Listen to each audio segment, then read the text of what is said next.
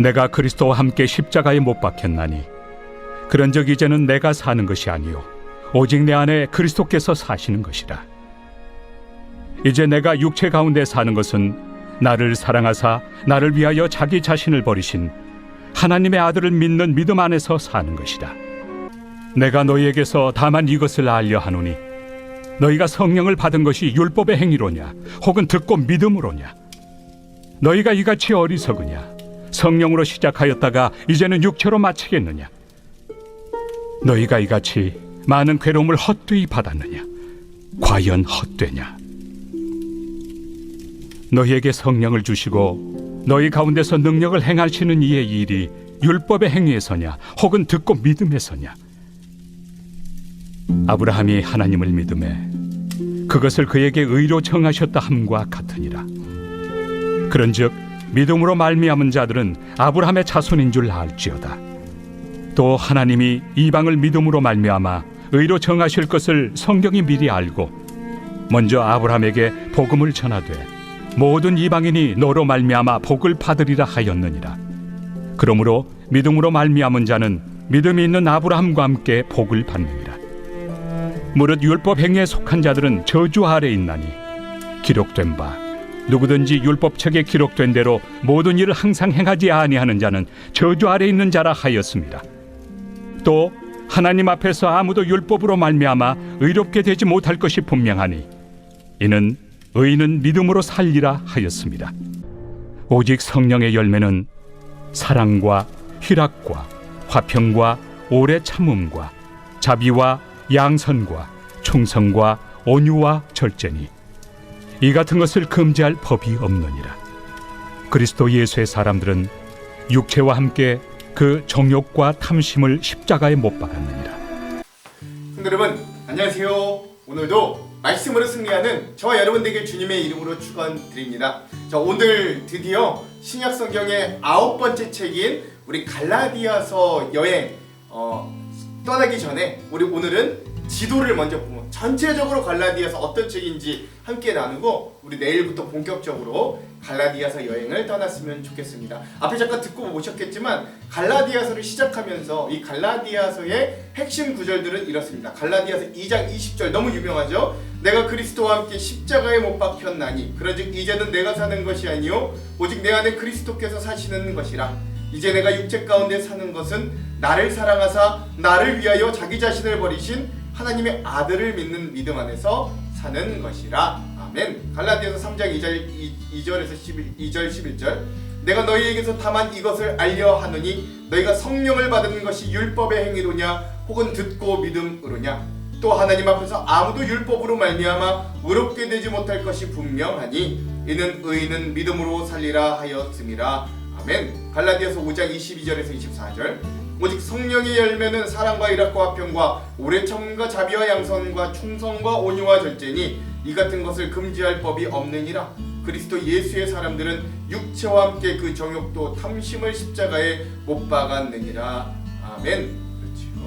이 외에도 여러분 갈라디아서 하면 굉장히 유명한 말씀들 많이 있는데 그래도 우리 이런 말씀들을 우리 전체 핵심 구절들로 한번 삼고 우리 여행을 시작해 보려고 합니다. 우리 매번 그랬듯이 갈라디아서는 어떤 두 기둥을 잡고 갈 건가? 먼저 첫 번째 기둥은요, 갈라디아서는 다른 복음은 없다 라고 하면서 예수만으로 충분함, 구원은 예수만으로 충분함을 명확하게 전하는 책이 바로 갈라디아서의 중요한 한 축입니다. 그럼 또 하나의 축, 기둥은 무엇이냐? 이신득의 라는 구원의 원리를 잘못된 복음에 대항하여 온전히 전하는 책이 바로 갈라디아서다. 그래서 갈라디아서는요 굉장히 투쟁적입니다. 그리고 다른 서신서에 비해 칭찬이나 격려가 거의 없습니다. 그죠? 이 복음과 율법을 비교하면서 우리에게는 오로지 복음, 예수 그리스도를 믿는 믿음과 그 은혜로서만 구원과 구원을 얻을 수 있다. 이것들을 이야기하는 게, 투정적으로 이야기하는 게 우리 갈라디아서다 라고 할 수 있겠습니다. 그래서 이걸 통해서 우리도 내가 지금 이 복음에 온전히 서 있는가, 우리가 믿음으로 말미암아 의롭다 하심을 얻는 이 구원에 온전히 서 있는가를 우리가 또 갈라디아서라는 이 거울을 통해 확인해 볼 수도 있겠지요. 자, 그러면요, 우리 갈라디아서에 대해 우리 간략적으로 한번 좀 나눠봅시다. 자, 갈라디아 지방, 이거는 여기 갈라디아 지방 굉장히 넓은 지역을 의미합니다. 비시디아, 안디옥, 또 부르기아, 루가오니아, 이사우리아 등 소아시아 중앙의 남부 쪽을 갈라디아 지방이라 합니다. 이 갈라디아 지방에 교회가 세워진 것은 바울이 1차 전도 여행의 결과였습니다. 이 바울은 1차 전도 여행에서 이 소아시아 중남부 지방에 유대인 회당을 발판으로 전도함으로 우리 갈라디아 지역과 인연을 맺고 그곳에 복음을 전하게 되었습니다. 이 갈라디아 지방은 지금으로 따지자면 터키, 요새 튀르키예라고 이름을 바뀌었는데 터키의 앙카라 인근 지역들이라고 해요. 처음에 이곳에 복음을 바울이 전했을 때 많은 이방인들이 예수님을 믿고 고백하는 역사가 일어났습니다. 그러나 이곳에 살고 있는 유대인들의 반대로 방해로 바울과 바나바가 쫓겨나기도 하였지요. 이처럼 바울의 전도 여행 중에 계속해서 복음을 전하는 곳에 이 유대교인들이 추격하여 찾아와 박해하고 복음 전파를 회방하였지만 결국 하나님께서 그의 사역과 함께 하심으로 이 갈라디아 지방의 교회들이 서게 되는 놀라운 역사가 일어나게 되었습니다.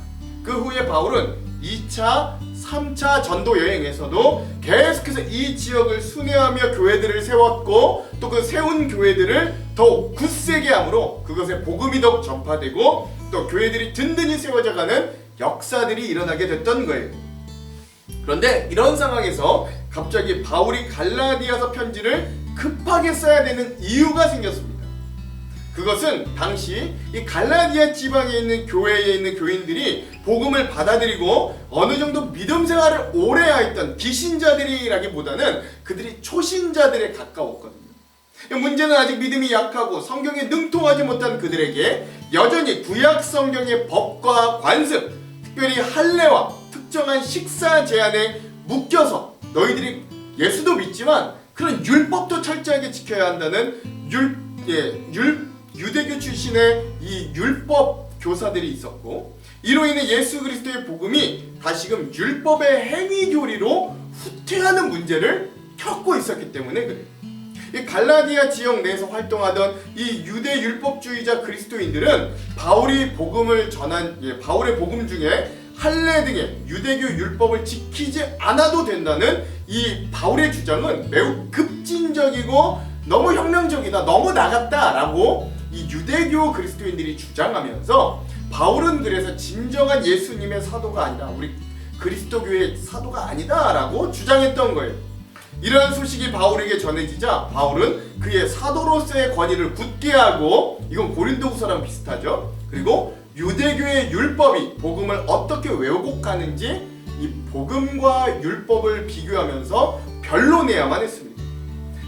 바울은 할례와 율법을 구원의 조건으로 삼는 이런 교리를 복음을 심각하게 왜곡하는 것으로 이해하고, 이에 대해 바울의 열정과 거룩한 분노를 가득 담아서 그게 왜 잘못됐는가, 왜 우리는 은혜와 믿음으로만 구원을 얻는가, 이신득의 하는가를 설명하면서 갈라디아 지역에 있는 교회들을 온전히 복음으로 세우기 위해 편지를 쓰는 게 바로 우리가 이제 여행할 갈라디아서다. 여러분 이거 아시면 되고요. 근데 중요한 키워드는 뭐냐면 율법과 복음을 비교하며 우리는 복음만으로, 예수만으로 충분하다, 다른 복음은 없다 하는 게 이 갈라디아서의 굉장히 중요한 핵심 주제이다. 여러분 이것도 아시면서 가면 되겠습니다. 자, 그럼 우리 갈라디아서의 개요를 한번 살펴볼게요. 먼저 첫 번째, 갈라디아서라는 이름을 살펴봅시다. 헬라어로는 에피스톨레 프로스 갈라타스라고 하고요, 갈라디아인들에게 보내는 편지라는 뜻입니다. 라틴어로는 에피스톨라 에드 갈라타스라고 하고요, 영어로는 에피스 투 더 갈리티언스, 갈리션스 뭐 이렇게도 하는데, 어쨌든 갈라디아 성도들에게 보내는 편지라고 하고, 또 우리나라 성경의 이름은 갈라디아서라고 하는 것입니다. 자, 뜻들은 다 갈라디아에 있는 성도들에게 보내는 서신, 편지 뭐 이런 뜻이라고 보시면 돼요. 자, 갈라디아서의 저자는 누구냐? 뭐 두말할 것 없이 사도 바울입니다. 세 가지 근거가 있는데, 첫 번째, 저자가 자기 바울임을 본문 중에 1장 1절에서 3절, 5장 2절에서 두 번씩이나 직접 밝히고 있습니다. 한번 읽어볼게요. 1장 1절에서 3절. 사람들에게서 난 것도 아니요 사람으로 말미암은 것도 아니요 오직 예수 그리스도와 그를 죽은 자 가운데서 살리신 하나님 아버지로 말미암아 사도된 바울은 함께 있는 모든 형제와 더불어 갈라디아 여러 교회들에게 우리 하나님 아버지와 주 예수 그리스도로부터 은혜와 평강이 있기를 원하노라. 아멘. 5장 2절.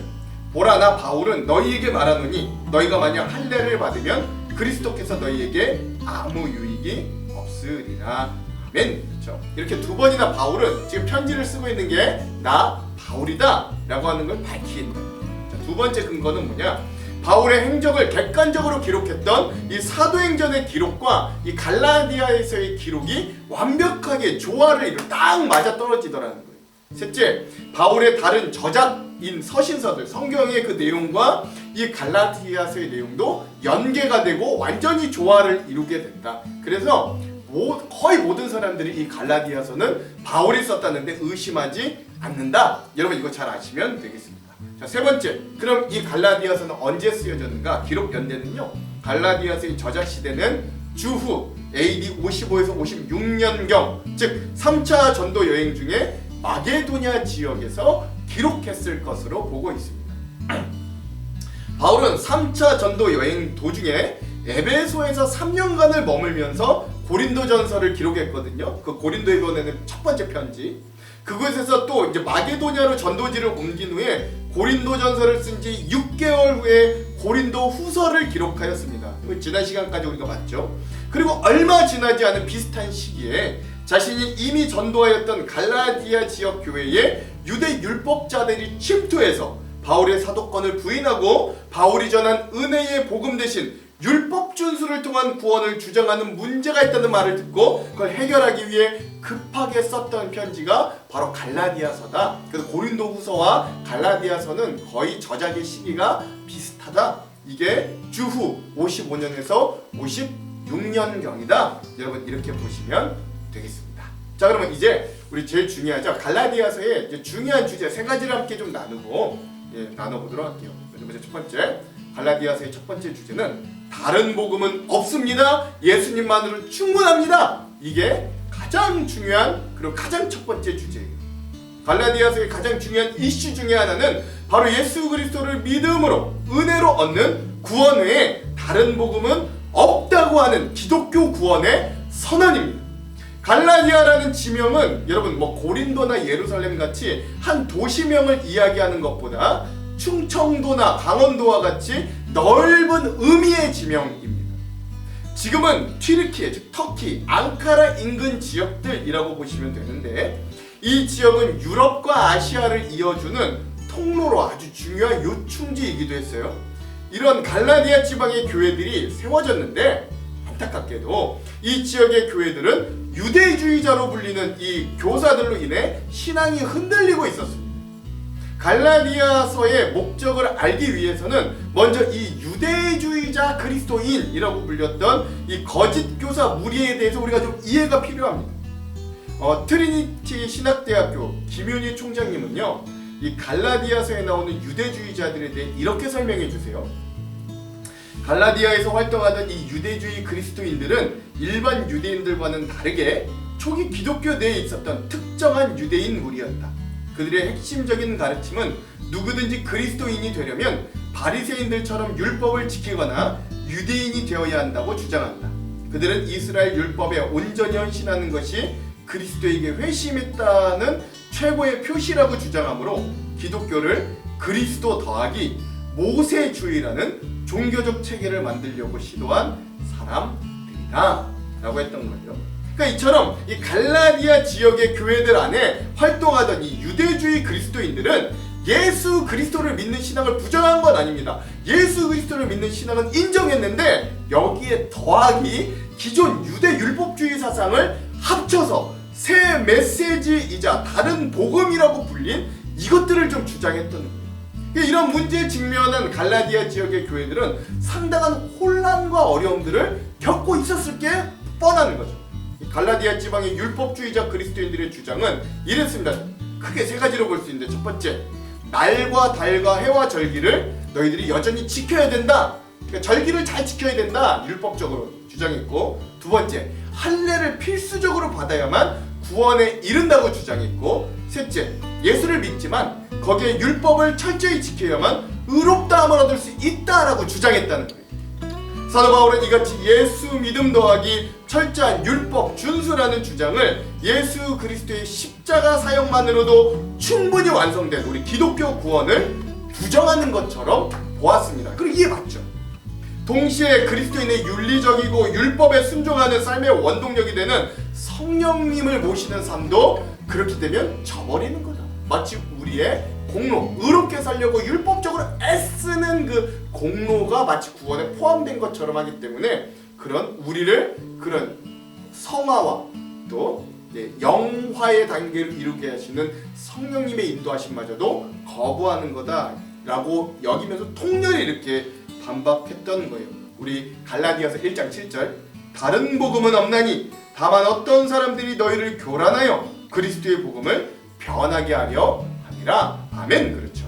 그러니까 여러분 잘 생각해보면 이 갈라디아 지역 내에서 활동하던 유대주의 그리스도인들도 예수님을 부인한 건 아니었다는 거예요. 이거 중요한 포인트입니다. 이들도 예수님이 복음이라고 인정했어요. 그러나 예수님만으로는 충분하지 않다고 하는 게 이들의 가장 큰 함정입니다. 그러나 참된 복음은 사람이 의롭게 되는 길은 그 율법의 행위를 통해서가 아니라 오직 그리스도를 믿음만으로 가능하다. 이게 우리가 믿는 참된 복음이죠. 그러므로 오늘부터 우리가 갈라디아서 여행을 떠날 때 가장 먼저 기억해야 될 건 우리 그리스도인들은 오직 예수 그리스도 외에는 더 이상 필요하지 않은 구원을 받은 자들이라는 정체성과 사실이라는 거예요. 그러므로 우리의 만족과 구원은 오직 예수 그리스도를 통해서만 나옵니다. 요한복음 14장 6절의 말씀. 예수께서 이르시되 내가 곧 길이요 진리요 생명이니 나로 말미암지 않고는 아버지께로 올 자가 없느니라. 아멘.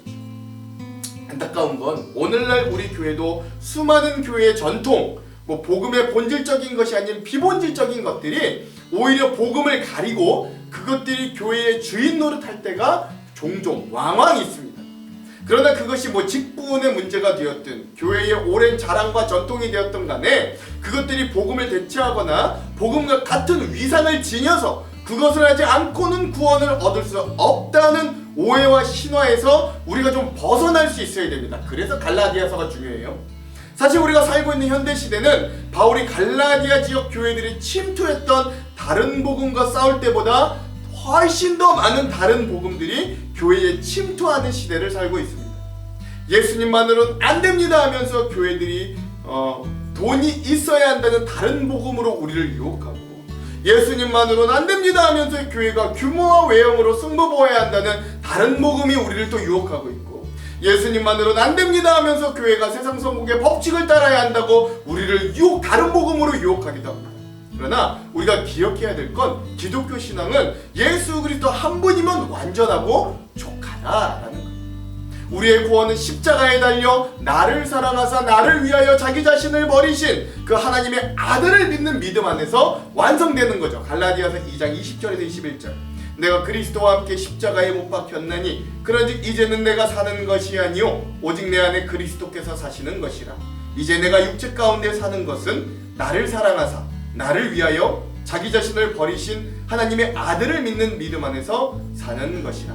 내가 하나님의 은혜를 패하지 아니하노니 만일 의롭게 되는 것이 율법으로 말미암으면 그리스도께서 헛되이 죽으셨느니라. 아멘.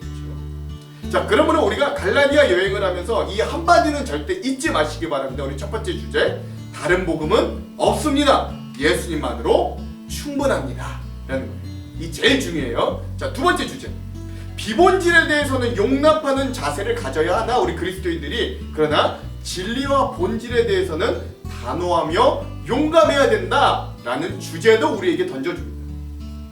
이 갈라디아서 편지를 쓰게 된 특별한 동기 때문인지 이 갈라디아서는 다른 바울의 서신서들과는 좀 다른 특징을 가지고 있습니다. 그건 6장으로 구성된 이 짧다면 짧은 편지에 의례적이라도 바울이 삽입했던 감사나 격려의 메시지가 전혀 없다는 사실이에요. 그 문제 많고 탈 많았던 고린도 교회에도 수많은 감사와 격려와 사랑의 메시지들을 적어놨는데, 근데 여기에는 그게 전혀 없다는 거예요. 사도 바울은 자신의 가르침을 떠나 너무나도 쉽게 유대주의자들의 유혹에 넘어간 갈라디아 지역의 교회들을 바로잡기 위해 이 사실을 급하겠습니다. 그러다 보니 갈라디아서를 쓸 때 사도 바울의 감정이 얼마나 격했는지 안부 인사를 하자마자 서신서를 시작하면서부터 그의 분노와 격정을 이렇게 느낄 수 있습니다. 갈라디아서 1장 6절 말씀. 그리스도의 은혜로 너희를 부르신 이를 이같이 속히 떠나 다른 복음을 따르는 것을 내가 이상하게 여기노라. 아멘. 그만큼 이 갈라디아 교회들의 상황이 실망을 뛰어넘어 바울에게는 의로운 분노의 감정까지 불러일으켰음을 나타내는 거예요. 다른 복음을 전하는 이들을 향한 이 바울의 격한 감정은 구원을 얻으려면 할례를 받아야 한다고 주장하는 이들에 대해 심지어 이렇게까지 말하는 장면으로 나타납니다. 갈라디아서 5장 11절에서 12절 어떻게 말하나 보십시오. 형제들아, 내가 지금까지 할례를 전한다면 어찌하여 지금까지 박해를 받으리요? 그리하였으면 십자가의 걸림돌이 제거되었으리니 너희를 어지럽게 하는 자들은 스스로 베어버리기를 원하노라. 아멘.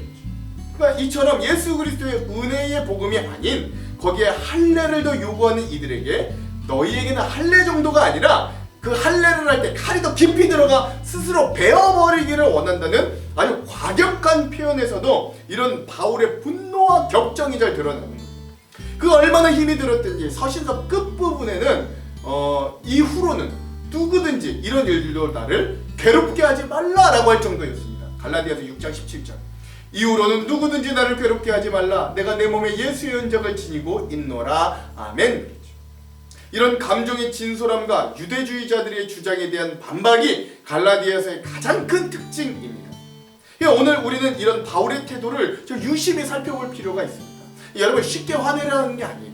갈라디아서에는 꼭 유대주의 그리스도인들에게만 용감한 바울의 모습이 등장하는 게 아니라 예루살렘 교회의 수석 사도였던 베드로, 게바도 만약에 그가 복음에서 잘못된 행위를 했다면 그 바울의 잘못마저 지적하는 바울의 모습도 볼 수 있어요. 그게 뭐냐? 수석 사도였던 베드로가 이방인 출신 그리스도인들과 함께 식사하는 자리를 가지고 있었는데, 근데 그때 마침 예루살렘 교회의 수장이었던 야고보 그리고 유대인 출신 그리스도인들이 거기에 찾아왔던 거예요. 그러니까 자기가 이방인들과 함께 식사하는 모습을 보이기가 싫어서 그걸 꺼려해가지고 베드로가 그 자리를 황급히 피했던 사건이 있었거든요. 즉 이 사건이 복음의 정신을 위배한 잘못된 행동, 이것도 유대 율법주의에 속해서 이런 그걸 아직 벗어나지 못해 베드로인 당시마저도 그렇게 행동한다 라고 베드로를 책망하고 지적까지 했던 거죠. 갈라디아서 2장 11절과 14절. 게바가 안디옥에 이르렀을 때 책망받을 일이 있기로 내가 그를 대면하여 책망하였노라. 그러므로 나는 그들이 복음의 진리를 따라 바르게 행하지 아니함을 보고 모든 자 앞에서 게바에게 이르되 내가 유대인으로서 이방인을 따르고 유대인답게 살지 아니하면서 어찌하여 억지로 이방인을 유대인답게 살게 하려느냐 하였노라. 아멘. 즉 바울은 복음과 구원의 핵심 메시지가 그것이 가리키는 삶의 방향을 마치 다른 것들로 대체하려는 모든 시도와 잘못에 대해선 누구를 막론하고 철저하게 책망하고 바른 복음과 바른 길을 가도록 강권하고 있다라고 하는 것. 이 부분이 갈라디아에서 참으로 중요한 주제입니다. 오늘 참 진리요 복음의 유일한 길인 예수 그리스도를 믿고 살아가는 우리가 살고 있는 이 현대 사회는 다원화를 중요하게 여기고 다른 사람의 의견보다 자신의 의견만이 옳다고 여기는 사람을 배타적이고 독서적인 사람들로 치부합니다. 다른 사람의 의견을 잘 포용하고 내 것만을 주장하지 않는 태도가 일반적인 진리에서는 그리고 맞는 말이기도 합니다. 우리도 그렇게 살아야 돼요. 근데 그렇습니다만 그러나 그것이 구원의 영역에 있어서는 마치 물에 물 타고 술에 술 탄 듯이 현 세태에만 진리를 맡길 수는 없는 거예요. 특별히 기독교 복음과 구원의 유일성에서는 더욱 그렇습니다. 우리는 예수 그리스도로만 구원을 얻는다고 믿고 고백하는 사람들입니다. 그 복음 외에는 다른 복음은 없다고 믿는 사람들이에요. 그러므로 진리와 구원에 대해서는 용감무쌍한 바울의 모습을 우리도 본받을 필요가 있습니다. 그러므로 진리와 제가 이 두 번째 주제의 제목에서도 밝혔듯 복음과 구원의 영역이 아닌 다른 영역, 비본질적인 영역에서는 얼마든지 용납하고 변화하며 포용하며 나아가는 게 그리스도의 사랑을 실천하는 방법이기도 합니다. 하지만 우리 기독교 신앙의 최종 보루인 예수 그리스도로만 구원을 얻을 수 있다는 이 복음의 내용에 있어서는 우리는 양보할 수도 없고 그것에 다른 타협점이 없음은 분명한 사실입니다. 누군가 저에게 목사님, 저는 이 기독교가 그런 배타성과 구원에 대한 타협 없음이 싫어서 기독교 신앙을 가지기가 꺼려합니다 라고 이야기한다 할지라도 그 부분은 사실 양보할 수 없는 진리의 담대함을 저는 보일 수밖에 없는 거예요. 그러나 저는 믿습니다. 우리가 진리로 여기고 유일한 구원의 길과 복음으로 여기는 예수 그리스도만이 사람을 온전히 변화시키고 영원한 생명의 길로 인도함을 저는 확신합니다. 저도 그랬고요. 그러므로 결국 우리가 맞고 우리 그 기독교 복음이 승리할 걸 저는 확신합니다. 이 갈라디아서를 통해 우리가 복음과 구원에 대한 이런 확신과 담대함의 도전이 불같이 일어나기를 또한 간절히 소망합니다. 마지막 세 번째 주제, 율법에 대한 온전한 이해도 필요하다라는 걸 갈라디아서는 알려주죠. 워낙 갈라디아서는 기본 세팅이 율법과 복음을 대조하고 비교하고 그 가운데 복음이 율법보다 절대 우위에 있고 구원의 영역에 있어서는 마치 율법은 아무짝에 쓸모없게처럼 읽으면서 우리가 느껴질지도 모르겠습니다. 그러나 사실 갈라디아에서 바울이 말하는 율법은 그런 게 아닙니다. 사도 바울이 율법에 대한 모호함을 논한다고 해서 율법의 조문이나 도덕적인 규칙의 선한 기능 자체를 완전히 부정하는 건 아닌 거예요. 오직 복음과 믿음만으로 충분하다면 그렇다면 우리에게 율법은 아예 필요 없는 걸까요? 그건 아니죠. 바울은 갈라디아 지역의 교회들이 지금 당하고 있는 특수한 상황 때문에 더 강조함의 이야기를 해서 그렇지 율법 자체를 바울이 부정한 건 아닙니다. 그리고 갈라디아서에도 그게 잘 나와요. 왜냐면 여러분 예수님마저도 내가 율법을 폐하러 온 게 아니라 율법을 완성하러 오셨다고 하셨기 때문에 어찌 바울이 그 율법을 폐한다고 할 수 있겠어요? 율법이 완전 잘못됐다고 말할 수 있겠어요? 그러나 오직 예수 그리스도만으로 충분함을 인정하지 않고 복음에 다른 것들을 더하면 복음과 구원을 변질시키기 때문에 율법 자체를 배척한 게 아니라 율법을 지킴으로 구원을 얻는다고 하는 그 율법주의를 배척한 거예요. 그런 복음을 받아들이고 믿음과 은혜로 구원을 얻었다고 여기는 우리들에게 율법은 진정 우리에게 어떤 의미일까요? 이 갈라디아에서 바울은 율법을 우리를 예수 그리스도에게로 인도하는 초등교사, 개역 성경의 몽합교사가 된다고 가르쳐줍니다. 갈라디아서 3장 24절에서 27절. 이같이 율법이 우리를 그리스도께로 인도하는 초등교사가 되어 우리로 하여금 믿음으로 말미암아 의롭다함을 얻게 하려 함이라. 믿음이 온 후로는 우리가 초등교사 아래 있지 아니하도다. 너희가 다 믿음으로 말미암아 그리스도 예수 안에서 하나님의 아들이 되었으니 누구든지 그리스도와 합하기 위하여 세례를 받은 자는 그리스도로 옷 입었느니라. 아멘. 그렇습니다. 바울 당시에 초등교사라는 게 어떤 자였냐면 로마 시대에 있던 노예였던 개인 교사라고 보시면 됩니다. 그러니까 평범한 사람이 교사란 게 아니라 한 가정에 노예가 있는데 똑똑한 사람 출신이면 그 노예가 이제 초등교사를 했던 거예요. 특별한 재능과 학식이 있었던 노예들이 그 로마 주인의 자녀가 장성할 때까지 교육을 시켰던 자들이 바로 초등교사로 불렸던 자들입니다. 그런데 그 주인의 자녀들이 이제 그들에게 배움을 얻어 장성하게 되면 더 이상 초등교사가 필요 없게 되는 것이잖아요. 즉 바울이 말하는 율법이란 완전히 폐기할 게 아니라 예수님께서 다시 오실 때까지, 그리고 그리스도를 모르는 이들에게는 이 초등교사처럼 율법이 필요하다라고 이야기하는 거예요. 왜냐하면 율법은 우리가 얼마나 죄인인지, 그리고 얼마나 우리가 의를 행할 능력이 없는 사람인가를 보여주고 알려주는 역할을 하기 때문에 그렇습니다. 그래서 율법은 우리를 그리스도께로 인도해주기 위해 또 반드시 필요한 것 중에 하나이지요.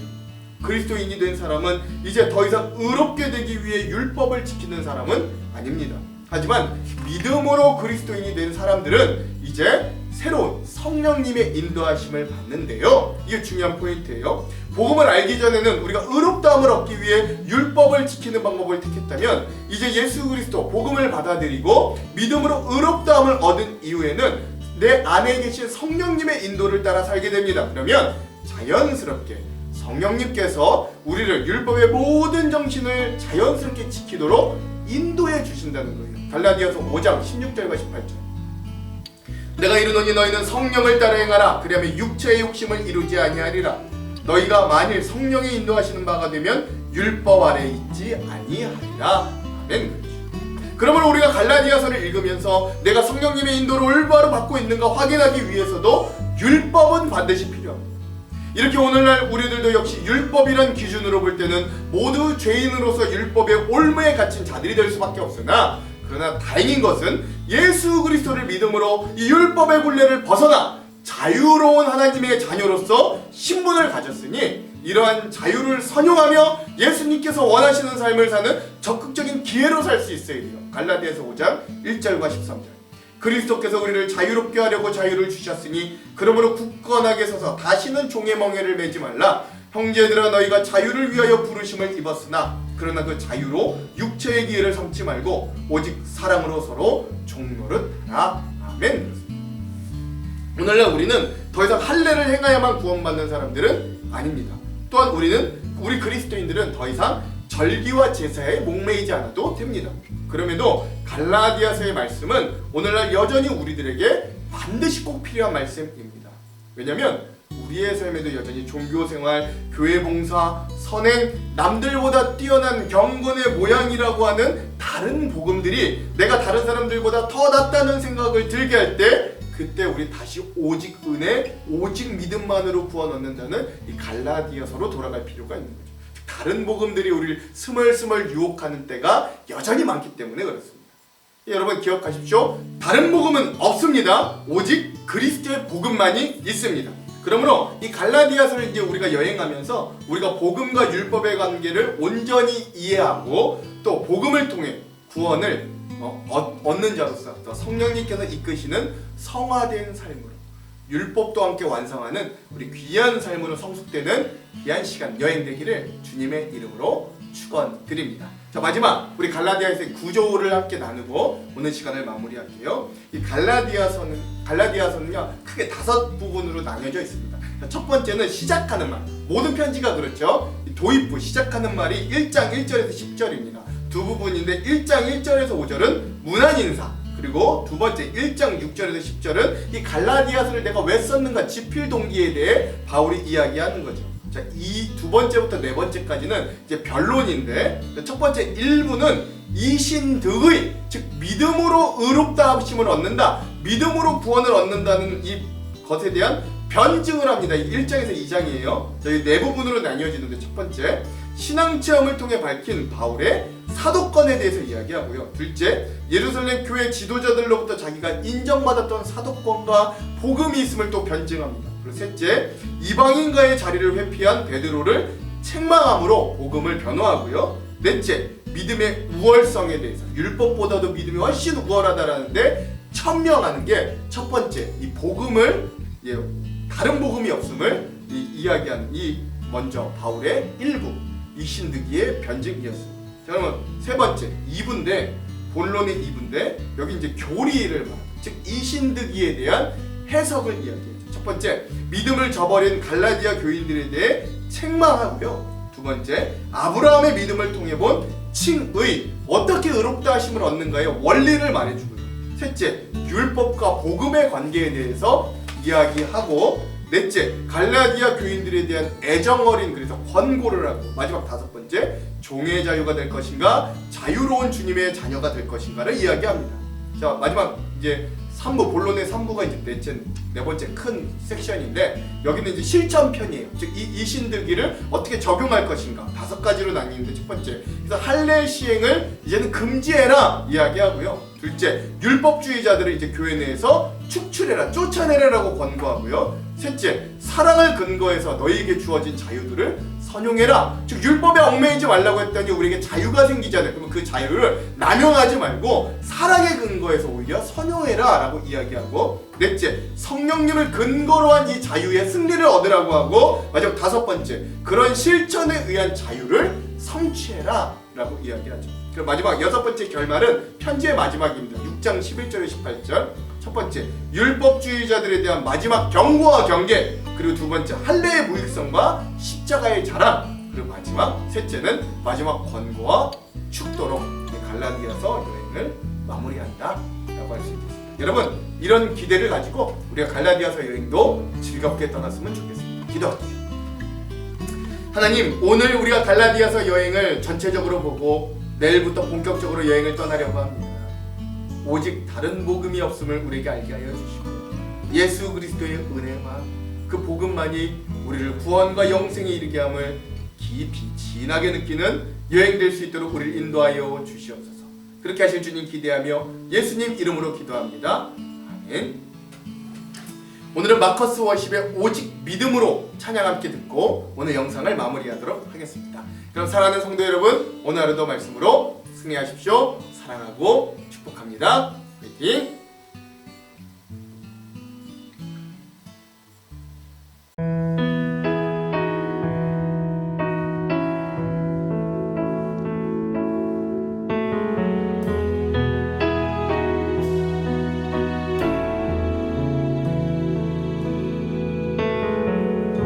세상은 들리고 사람들은 변하여도 나는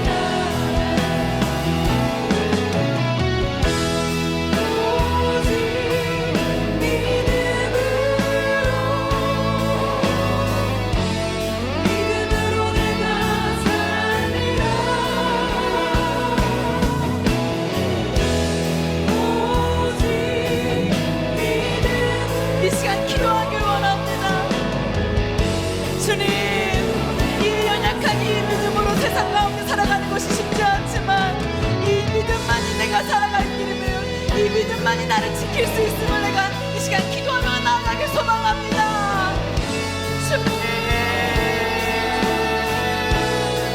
오직 믿음만이 내가 살아갈 길을 고백하게 하여 주시옵소서.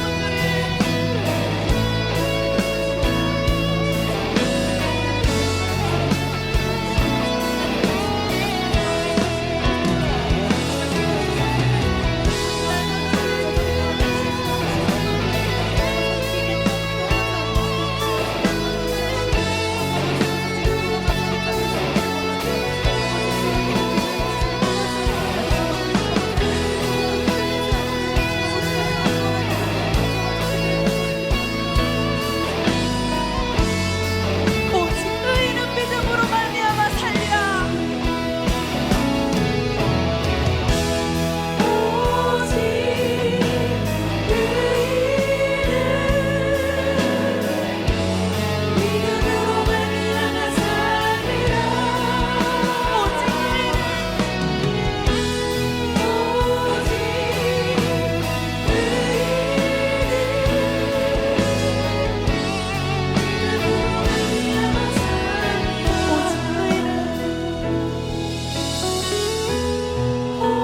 오직